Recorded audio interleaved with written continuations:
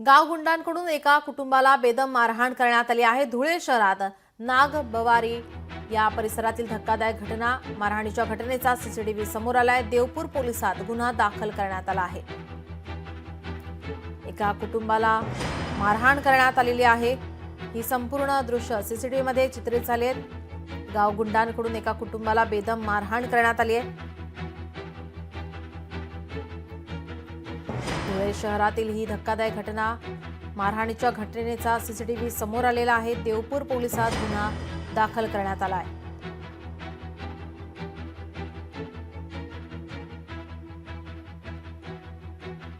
9 तारखेला आमच्या इथे काही गुंडेसारखी माणसं येऊन आमच्यावर जीवे हल्ला करण्याचा प्रयत्न केला। आम्हाला खूप मारहाण केली।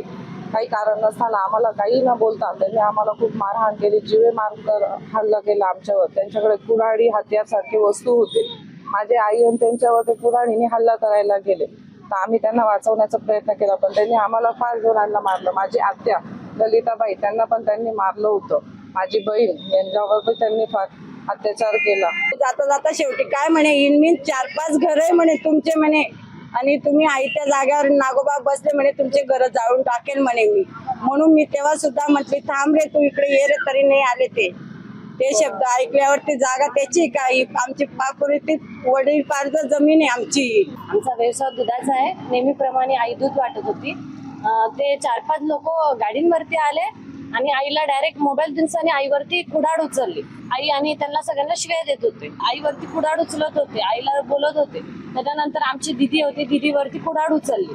मग दिदीला मारतं, आईने एक थप्पड मारलं त्यांना, की कस का तू कुडाड उचलतो म्हणून पोरीवरती आईने थप्पड मारलं। आणि ते लोटालोटी करून सनी आमच्या घरात घुसायचे प्रयत्न करत होते। पोलिसांनी त्यांना पकडायला पाहिजे, त्यांना अटॅक द्यायला पाहिजे आणि त्यांना आमच्या समोर हजरी करायला पाहिजे आणि लवकरात लवकर न्याय मिळाला पाहिजे।